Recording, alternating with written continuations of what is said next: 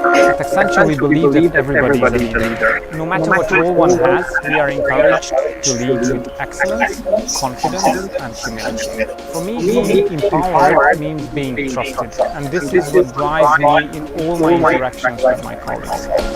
Accenture's most important assets are its people, so investing in their well-being is crucial for our business. In the past 10 years, I've had many roles, but I've stuck to one domain, and that is railways. Mobility as such raises more than interesting questions for the future. Integration and orchestration of different ways of transportation in a huge metropolitan area, for example, is one of them. Railway will play a very important role in this ecosystem.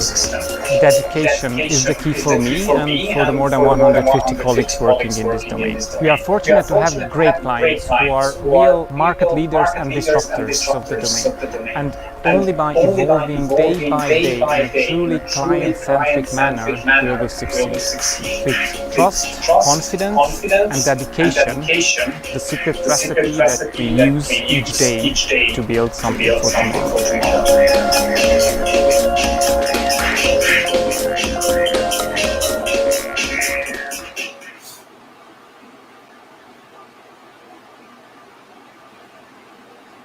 Hi there, everyone, and welcome back to our last keynote of the Romanian Testing Conference.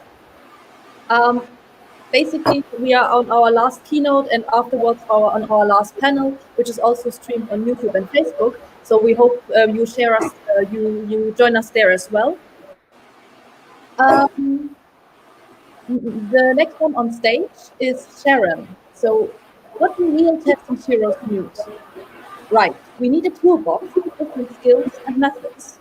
And today, I'm proud to present a hero that hopefully adds something new to your personal toolbox. Sharon Steed with Engaging Empathy. Sharon is a famous speaker and book author, and with her own company, Communalo, a real expert and hero for empathy and inclusion. Sharon, the virtual stage is yours. Thank you so much, Vera. I'm super happy to be here.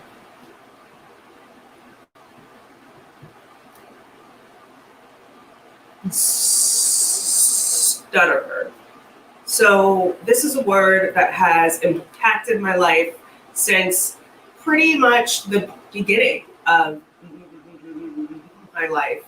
It has really shaped the way I felt about myself, the way I viewed myself, and how I approached communication. I felt incredibly ashamed because I was really different in a way that wasn't interesting or cool, I guess, in my own opinion. I was really embarrassed because I couldn't speak in a way that was quote unquote normal. And I was also just very overwhelmed all the time because, you know, I was constantly in my head about how I spoke and how I talk and how I presented myself verbally. And so it was very challenging as I was growing up to sort of handle all of these really uncomfortable, negative feelings. However, I learned, you know, two really important skills as a result of being a person who stutters, and they actually really helped me throughout my life. You know, I learned how to be a really strong communicator, and I was also able to really adapt to a lot of change very quickly. And those two skills, you know, one are good to have just in your personal life when you're building relationships, but two, they are so important in your professional existence. And those two skills have sort of one overarching thing in common, and that is empathy, which just so happens to be what I'm here to talk about today. So this is me when I was around 3 years old. Yes, I know, I'm adorable. And this is around the time that I began to show signs of stuttering. But, you know, my parents weren't all that concerned because because a lot of kids who are this age have some kind of speech impediment. And so, a lot of them just outgrow it by the time they're 5 or 6 or something. I obviously did not. And so I had to sort of learn how to cope with being a person who stutters in a fluent world. So for a really long time, I would say 2 decades, I did things to try to avoid stuttering 100% of the time. So I would change words if I came across a word or sound that I was struggling with. I would only jump into conversations if I knew that I could be fluent. And then there were times when I just decided, you know what, it's just not worth it today. I don't want to talk. I'm just going to be quiet, because it was so hard to cope, again, with feeling so, one, uncomfortable, and 2, struggling to speak. It was just so exhausting. And so after some time, I was well into my 20s when I realized, I can't live like this. I can't, only talk when I know that I'm going to feel okay. And I can't constantly think about, these words I'm going to say all the time, because it was just overwhelming and it was exhausting. And so I learned that, yes, I was struggling to speak, and I felt a lot of, bad emotions as a result of my speech impediment. But then I began to see the sort of positives of being a person who stutters, and the kinds of things it taught me. So, stuttering shaped how I approached communication. I had to carefully choose my words. And I think that we live in a world where we don't always think before we speak. You don't always consider, the words that we are going to use before we just spit them out of our mouths. But as a result of being a person who stutters, I was able to really consider every single word I was going to say. And, yes, it was in a bad way for a very long time. However, now I can see that it made me just a lot more thoughtful and considerate, especially, anytime I was going to jump into a conversation. I learned how to kind of ebb and flow in and out of a conversation. And we don't always, as a society, we don't always, know how to approach conversations in a way where both people feel heard. I, as a result of stuttering, learned how to do that very, very early on. And then the other thing that helped shape my communication was I put the emphasis on listening and not talking. And this was a good thing, because I learned how to be an active and engaged listener. I really do enjoy talking to people. And so I wanted them to know that, hey, I'm engaged in this conversation, even though I'm not actively talking in this conversation. So the other thing that I had to learn how to deal with is to be adaptable to change. Because I was stuttering, and not all the time, only some of the time, I usually did not know how exactly I was going to sound when words were going to come out of my mouth. And so I never knew, I had to, learn that, okay, I might be fluent, I might not be fluent. And so I just kind of had to roll with it. That took a really long time to sort of adjust to, but I think now I have a really good handle on, dealing with change and uncertainty and not completely being derailed. You know, I never knew how people would react. Your speech, your communication, it's such a personal, individual thing, and it's right in front of you all the time. And so I knew that, you know, eventually people were going to hear me stutter, and not everybody is comfortable with that. And for a long time, I took offense to when people would, you know, like laugh or if they would make comments. But then it kind of dawned on me that, like, people are probably doing this 9 times out of 10 because they're just uncomfortable and they don't know, you know, how to deal with this situation. And so I learned very, very, very quickly that I can't, you know, be offended by another person's reaction because it doesn't help the situation. And I was always prepared to sort of comfort people if they were like, oh my God, I'm so sorry, I didn't realize I was offending you, and then explain, you know, exactly what was happening. You know, it turns out a lot of people are actually very curious about, you know, what goes on when you stutter or when you are, you know, a little bit different. People just want to really learn a little bit more. And so, you know, again, all of those things, they kind of come back to one big thing, and that thing is empathy. You know, I learned how to really understand where other people were coming from as a result of just, you know, one, being really uncomfortable and knowing that they were also uncomfortable, and two, because I had to be patient. I had to, you know, have perspective. And so as a result of those two things, I had to learn how to really connect in a way that, you know, a lot of people didn't really have to do as early on as I did.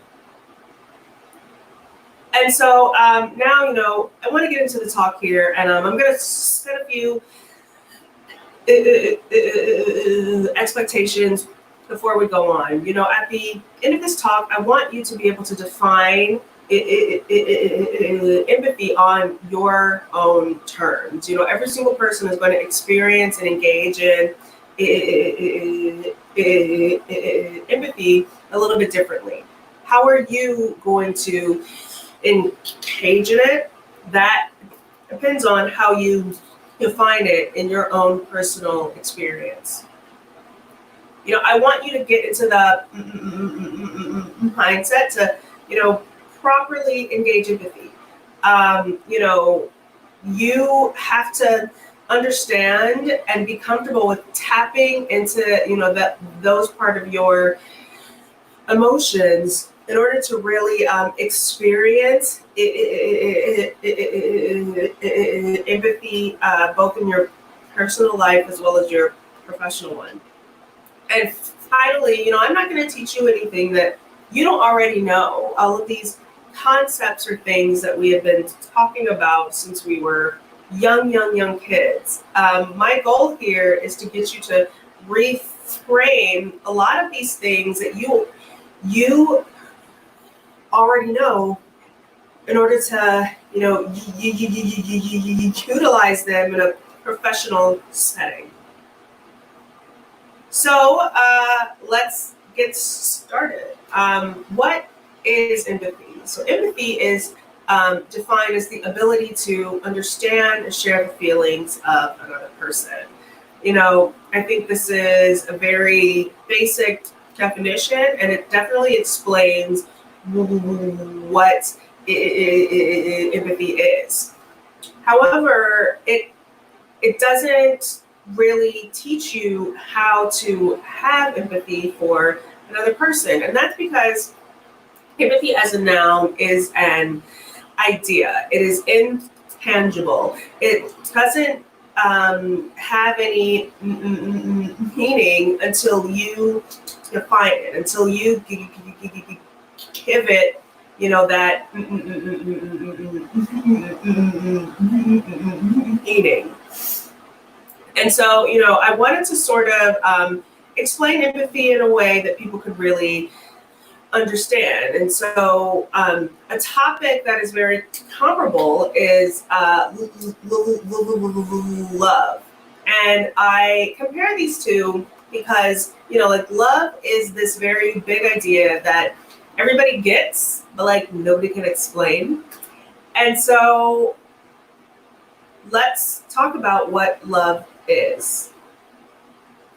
So brand new love. Oh, so I had to transfer these slides into the system, and you're missing all of my fun animations, but that's okay. We're going to keep going. Brand new love is really exciting. As you can see by the cats in the middle, if you've been in love, especially new love, that's how you feel. You feel like you can do anything as a result of being with this, excuse me, incredible person. You send insanely long text messages to them about how they are the best thing ever. You wear really ugly, inappropriate matching outfits because that's apparently how we show each other love, is by showing the world that we love each other by making really poor fashion choices. But in the beginning, this is how it is. You want to express that you have these incredible feelings for this incredible person, and you will do anything in the world to make sure that they know and that the world knows that you are in love. But as time goes on, you begin to sort of calm down a little bit on the, two cats on a boat phase of love. And you get to know the person, and you sort of go into a new phase of love. And then all of a sudden you realize that love is work.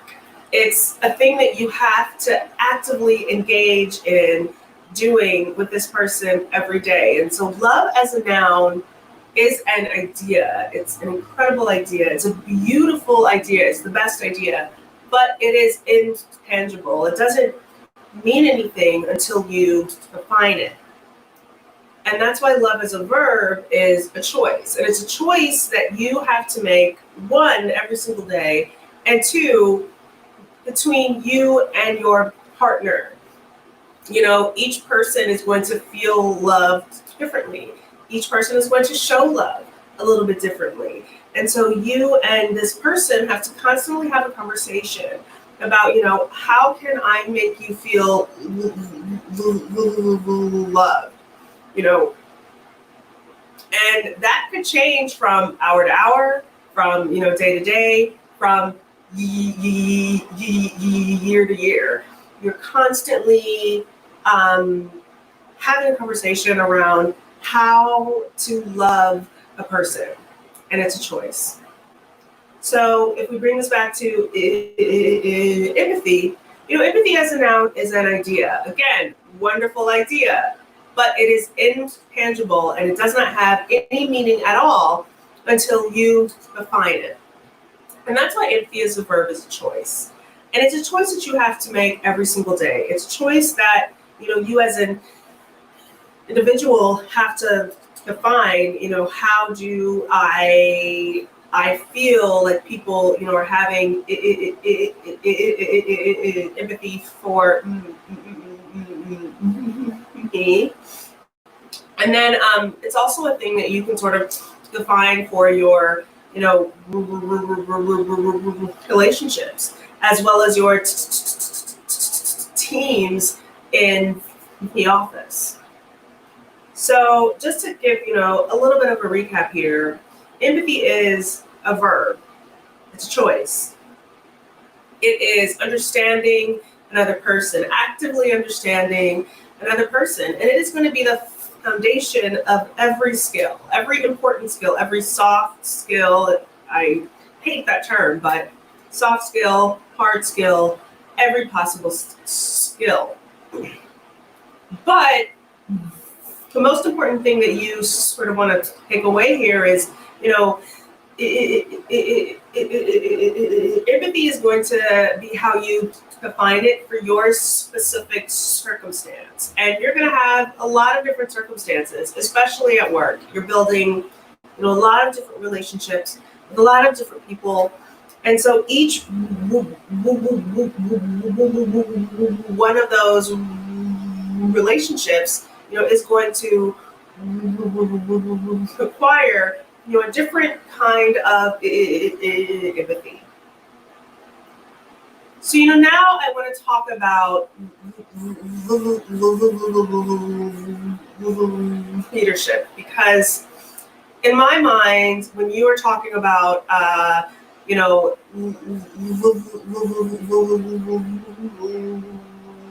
leading with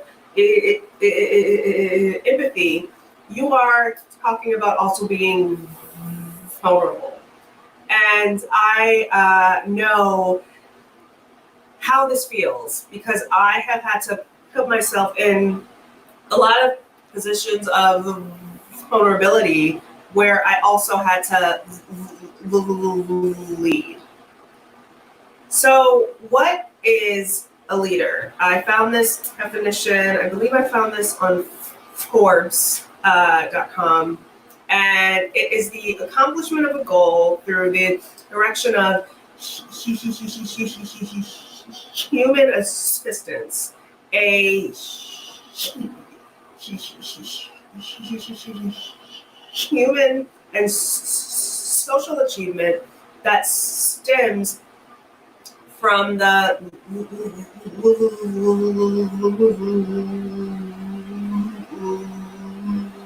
leader's understanding of his or her fellow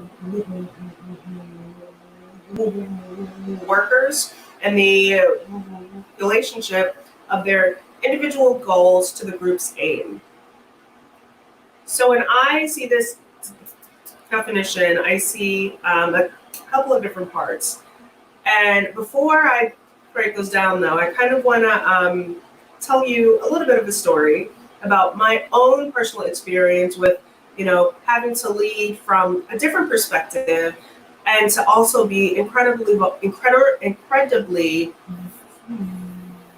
vulnerable. Quick sip of coffee, and then we'll go.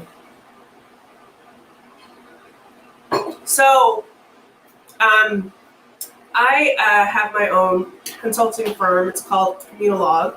It is a corporate empathy and communications consultancy. I've worked with companies and conferences, clients all over the world, a lot of really big tech companies.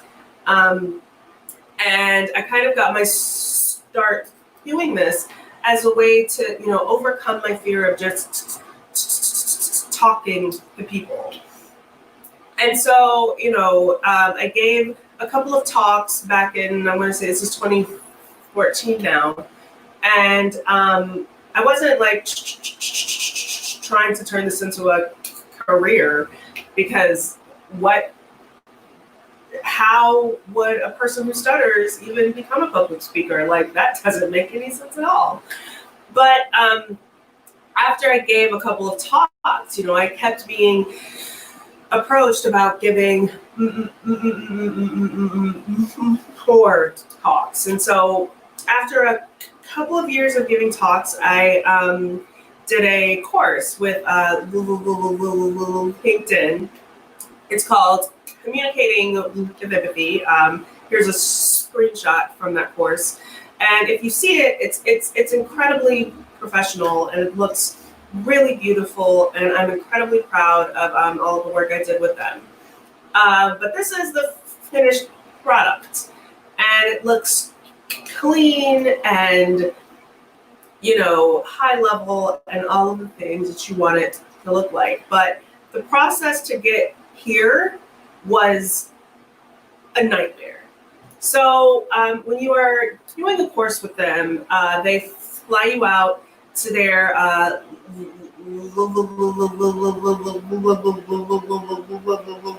learning campus.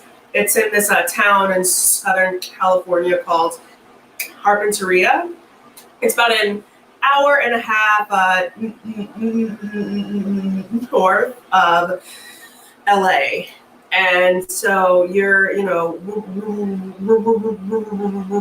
right on the beach, and it's beautiful all the time because it's Southern California. They actually created an entirely new set only for me, which was so incredible. I got to work with a professional, hair and makeup person, and guys, I felt like Beyonce. Like, it was the coolest experience ever. I was totally convinced that I was pretty much in. I had made it, and I could retire. And then I get to set on the first day, and I see this, and this is a teleprompter. And so I don't know if any of you have ever had to use a teleprompter, but you have to basically read exactly what it says, but then you also have to make it really conversational. And oh, by the way, you have to look directly at the camera. You can't look anywhere else because then you're not connecting with the camera. So just on its own, it's a very awkward, uncomfortable experience. Now add in the fact that you have a speech impediment and you sometimes have issues with fluency, especially when you're nervous. So the first day I was incredibly nervous, but everybody was still, just like you have an incredible course. This is really, like great scripts, et cetera, et cetera. And so the, feeling was just overwhelmingly positive. But then day 2 came, and that's when everything kind of went completely downhill. I could not get one single word out of my mouth without stuttering. And it was demoralizing. Even their vocabulary about my course had changed. Like, they were beginning to say things like, hey, like, I don't think we even need the scripts, or, it's possible that he could just bring in another person to, do the scripts and just have you credited, on the back end. And so at the end of day 2, I was so upset with everything. I was so disappointed with, myself, because I couldn't, come correct. I couldn't just read a simple script and be fluent. And I remember going back to my hotel and just crying because I felt like I had failed. And so on day 3, I woke up, and if I'm being totally honest, I cried again because I had to go back there and I had to keep trying to create this course and read these scripts, and I knew that I couldn't do it. But then, I sort of had this epiphany, like, well, if there's a way that I could be in this room completely by myself, just me and the camera, then I might be able to be just a little bit more fluent. And so they rearranged this entire setup that you see in the background, and they took everything else out except the camera. And I was able to, one, find my voice, which was really important. And it was just such an integral part of, just my career and my life. Because I found a voice in a situation where I did not think I was ever going to have a voice. And two, I was able to create this course that I am, again, really, really, really proud of. So I kind of view this situation as, me, being a leader. Even though I was a part of a team, there was a director, there was a producer, there was a teleprompter, a technician, and all of these other people. I had to step in and really advocate for the things that I, had to have. And so that brings us back to this definition of leadership. So I see a few different parts here.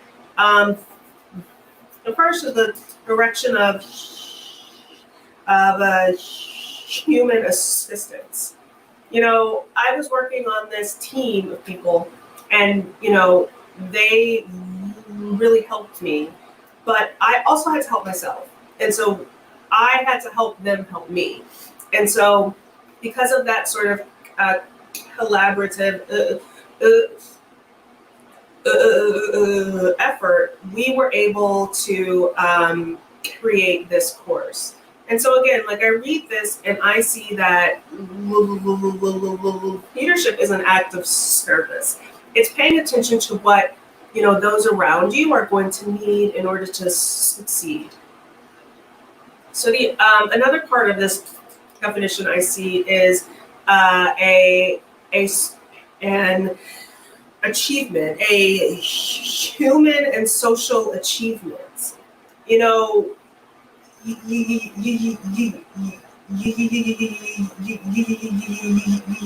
can't achieve things without great leaders. And I'm not saying that, one person, is tasked with being in charge the entire time. Different people are going to step up at different times in order to take the entire team where they need to go. And so for that reason, leadership is an act of humanity. And finally, the other part of this definition is understanding of his or her fellow workers. And that, piece of the puzzle is 100% rooted in empathy. So if you take sort of all of these things together, they also describe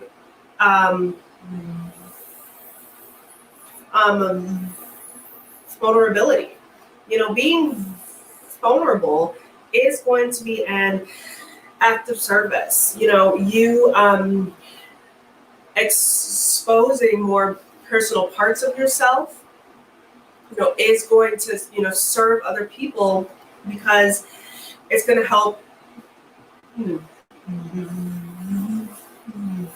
them to better understand you. So it's also an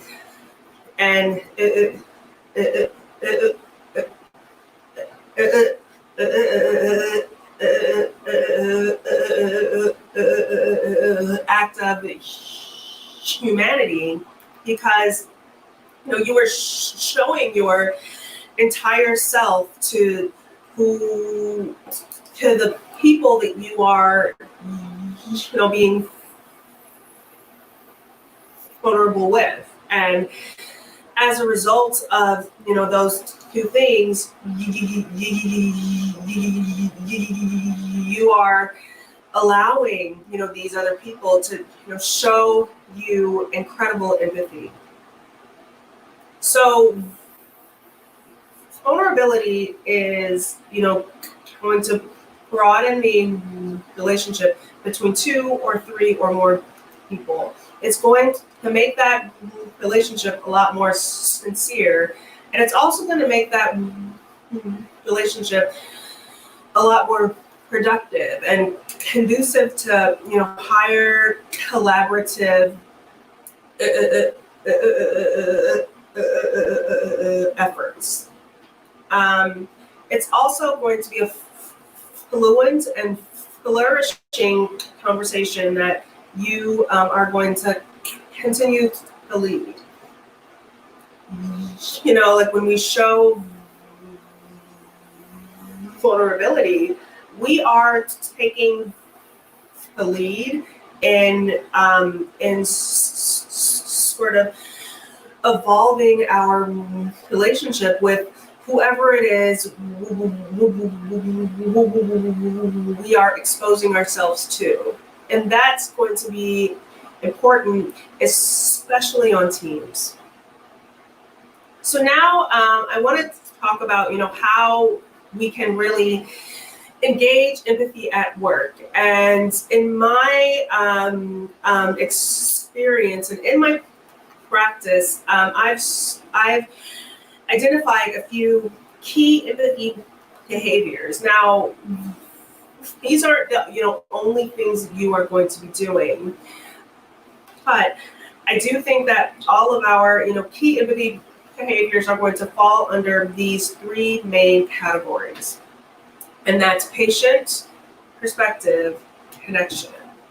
So patience is really the foundation of all things good, but especially the foundation of empathy. And by patience, I mean just being present, being engaged in exactly what's going on in this very moment. And so sometimes like that just requires you to stop what you were doing and to pay attention and to give all of your attention to what or who is directly in front of you. And then, a way to sort of engage in patience a little bit more is to always keep the why in mind. You want to always remember the why of every conversation and every interaction that you have in order to stay on track and to achieve whatever goal it is that you are attempting to achieve. The next is perspective. I always like to begin this with, you don't know everything.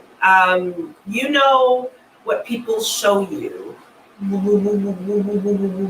what people share with you, but you don't have context on what's going on in another person's life. So you don't really know why a person is behaving in the way that they are behaving.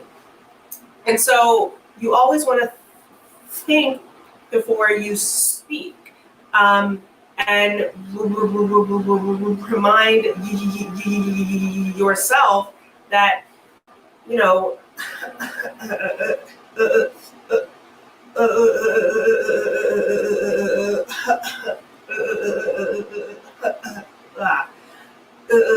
again, that, this person is an entire person and they have an entire life that you probably don't know a ton about. So, approach the situation from a place of, sincere understanding. Another thing that I like to say here is before you speak to people, you want to repeat what they say to you back to them. Because you don't always hear what people say. We hear our opinion of what people say. And so by repeating it back to them, you can eliminate some biases and get clarity on what they're feeling. And then finally, connection. And connection is the reason why we are communicating in the first place. So, every single interaction is going to be its own entity. So the conversations that you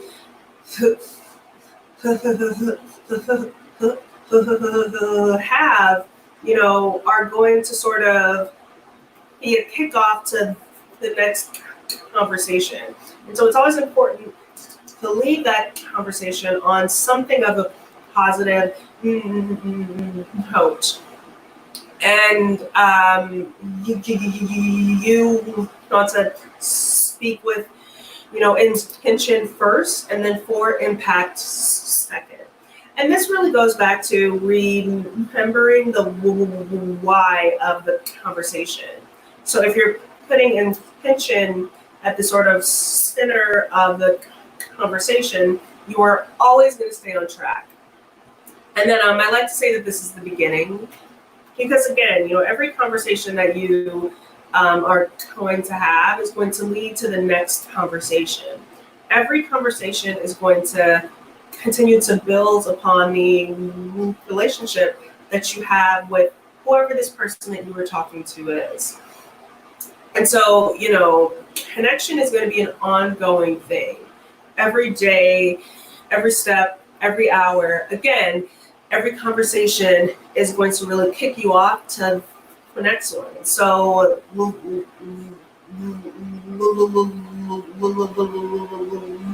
it in a positive place. And, to sort of close this out here, being vulnerable isn't a bad thing. I think that we spend a lot of time just trying to be so tough and putting on this exterior of like, I've got this handled, I'm good, I can make it. But when you are vulnerable and when you really expose those more personal parts of yourself, you are, helping people to assist you. You are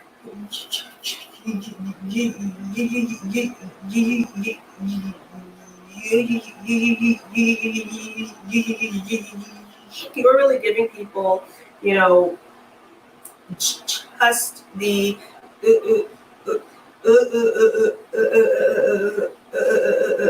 opportunity to be more collaborative with you.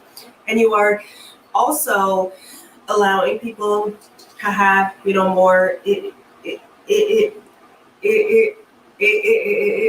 empathy for you. So,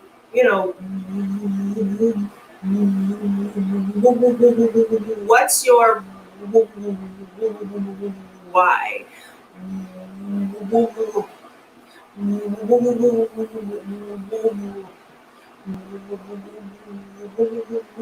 Why do you want to show people empathy? Why do you want to engage in it in the first place? So if you can identify your why, you will have a much better idea of your how. Thank you. Here's all of my contact information. If you would like to learn about Communalog, you can go over to the website there. You can send me an